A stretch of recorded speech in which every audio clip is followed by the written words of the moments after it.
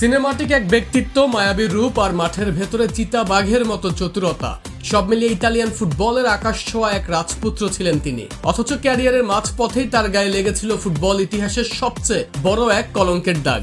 Match fixing এর কালো ছায়ায় নিষিদ্ধ হয়েছিলেন 3 বছরের জন্য। কিন্তু ট্র্যাজেডির পর সেই খলনায়কই যখন রাজকীয়ভাবে ফিরলেন, পুরো বিশ্বকে স্তব্ধ করে ইতালিকে এনে দিলেন সোনালী বিশ্বকাপ। তিনি ইতালির অমর নায়ক পাওলো রসি।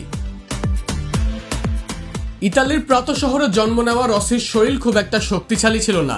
তিনবার অস্ত্রোপচার হয়েছিল হাঁটুতে। ইউভেন্টাস যখন তাকে বাতিলের খাতায় ফেলে দিয়েছিল, তখনই কেমো আর ভিচেঞ্জা ক্লাবের জার্সিতে স্ট্রাইকার পজিশনে জ্বলে উঠলেন তিনি।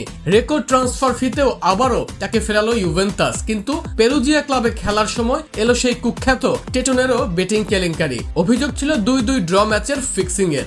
নিজেকে সবসময় নির্দোষ দাবি করা এই ফুটবলারকে বিষাদগ্রস্ত করে নিষিদ্ধ করা হয় ফুটবল থেকে। কিন্তু নাটকের তখনও ক্লাইম্যাক্স বাকি ছিল।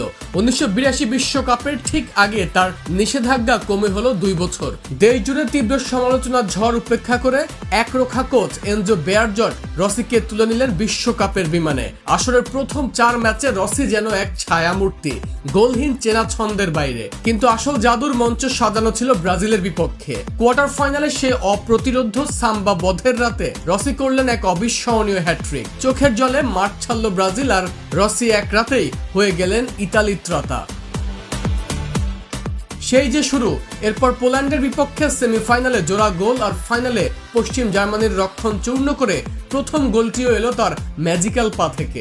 ইতালি হলো বিশ্ব চ্যাম্পিয়ন। শেষ 3 ম্যাচে 6 গোল করে রসি একাই জিতে নিলেন গোল্ডেন বুট ও গোল্ডেন বলের জোড়া মুকুট।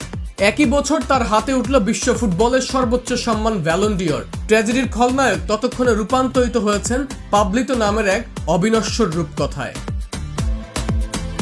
পরবর্তীতে ইউভেন্টাসের হয়ে সেরিয়া, কাপ উইনার্স আর ইউরোপ সেরা ট্রফি জিতেছিলেন রসি। খেলেছেন এসি মিলানেও। 2020 সালে চিরবিদায় নেওয়া এই কিংবদন্তি জীবনের সবচেয়ে বড় কীর্তি নিয়ে লিখেছিলেন এক অমর আত্মজীবনী, আই মেড ব্রাজিল ক্রাই।